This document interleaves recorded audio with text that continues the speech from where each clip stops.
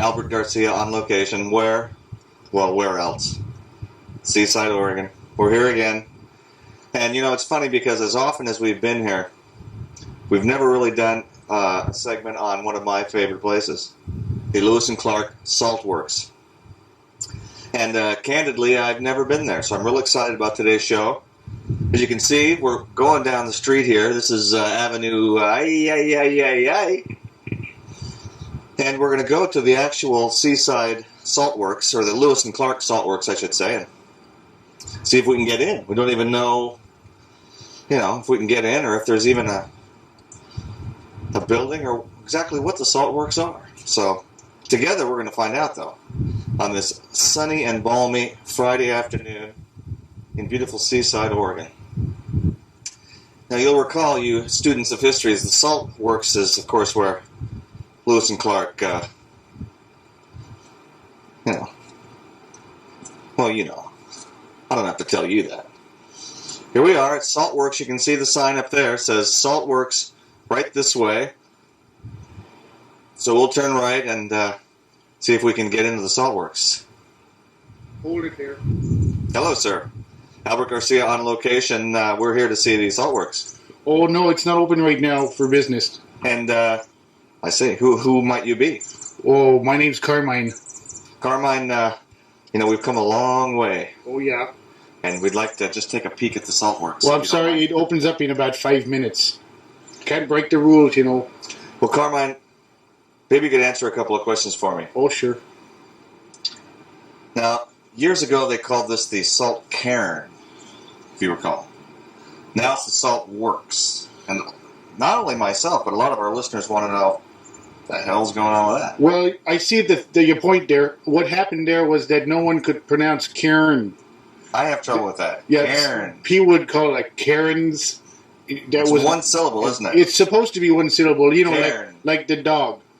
Like Karen the dog. No, Cairn Terriers, like Toto on the Wizard of Oz there. So they changed it to the Salt Works, mostly because they work here. And do you work here too, Carmine? Oh yeah, they hire me here. I don't get paid, but that's what I do. Man. Yeah. Well, you got a few seconds here, then we'll open her up for you. And I'll take you on a tour of the Salt Works. Could you give us on a private tour of the Salt Cairn? Might be a little something in it for you, Carmine. Yeah, well, I can help you out there, but we have a couple of minutes here to wait there. Okay, well, maybe I could ask you a couple more questions. Okay, that's fine. You ever been boned up the ass for being a wise guy? Oh, no. That's a good question. In the old days, I used to get boned up the ass by my friends because, I've been wearing this helmet, you see, and it makes me look like a giant penis, they said. So what happened? Don't touch me. You're not allowed to cross this line here. What happened, though, was I got boned up the ass way too many times, and it's really hard to walk. Okay, I think we can go in now. Super, here we go. Come with me. We're at the actual famous Salt Works. Look at these little cotton things going over here. Now, I'll give you the audio tour, and if you want to wear headphones, they're not available. Welcome to... Excuse me, I usually talk for large crowds. That's fine. Okay. Welcome to the Salt Works at Seaside, Oregon. This is the Lewis and Clark Salt Works. Used to be called the Salt Cairns, but no one could... Please don't interrupt me while I give you the audio tour. Pretend that you are in the mid-1800s, traveling through the world, and you come to a place where you need salt. Well, Lewis and Clark did this, as I recall, and we used to run along the beaches and look for salt because you needed salt to cook with and stuff. And to cure the various animal hides they were. I was on a roll, and I now forgot my place. Okay. Welcome to the Salt Works at beautiful Seaside, Oregon. Salt, of course, was an early preservative for the pioneers. Well, actually, they cured everything from pork and bacon to beans and lots of other supplies with salt. Well, sir, my understanding was that they boiled the salt out of the water so they could drink the water. Yes, but what did they do with the salt after they boiled it out? A guy named J.P. Morton he came along in the late 1800s and bought all the salt from the Lewis and Clark guys. I think it was Roger Lewis and Steve Clark. And that was Dave Clark. Yeah, well, there were 5 of them, I know that. And so this Morton guy came along and no, we're not moving yet. The Morton guy came along and bought up all the salt. Okay, now we can move. Okay. Now, we're moving. Actually, is this the actual oven they were in? Yeah, no, this is like a replication of it.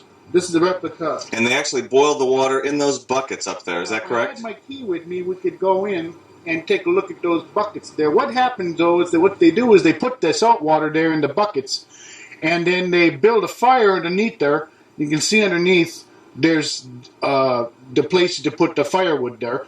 And then would they boil it? And they boil all the water down, and there's just be salt left in the bottom of it. And that's where the Morton guy came into the picture. And he came and took all the salt away from Roger and Lewis and Steve Clark. Okay, could we come over here now? And we've got the actual historic plaque commemorating this historic place. Oh, and look, it says Salt Cairn. I will read this to you. On January 2, 1806, the salt works was established.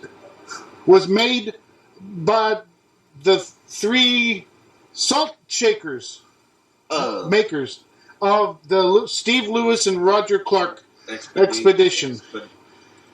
Joseph Field. These guys, they came in here and they put this plaque up because they were so conceited for themselves. And this is the original replica that was made when they made it. I notice it says here, the expedition had run out of salt before arrival. Well, see, I think that's a misnomer. Because what happened there was that they didn't run out of salt. Just this J.P. Morton guy came. I think he stole a lot of it. Anyway, so this was erected by the Seaside Lions, not to be confused with the Sea Lions of Salishan. And this was in 1955 there. Now, if you come along here, walk this way. We are walking around the back of the salt cairn. Quite beautiful, actually quite humbling to be here, knowing that only a mere 200 years ago, our forefathers brought forth upon this continent a new nation, based in liberty and dedicated to the proposition that all men are created equal. Excuse me, there's no more to the tour. Okay. This flagpole was erected. Okay, now if you step this way. Step this way. I'll introduce you to my boss out here in the car, and he can fill you in a little bit more. Whose woods these are, I think I know. His house is in the village, though.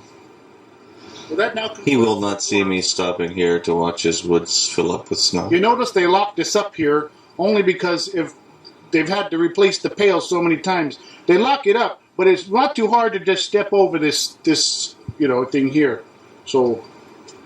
Well, thank you, Carmine. No, not a problem at all. And got a couple customers. Okay. Gotta put my helmet on. How you doing today, folks? I hope I don't scare you, baby. I wonder if this flag is part of the whole monument thing. Like I said, it was erected.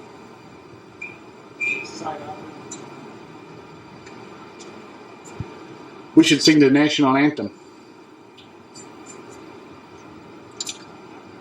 Oh, beautiful, for say, can you see red bombs bursting in air?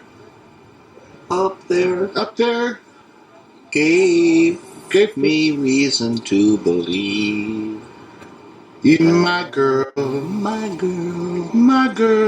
talking about my girl. Why are we quiet all of a sudden? We own the beat.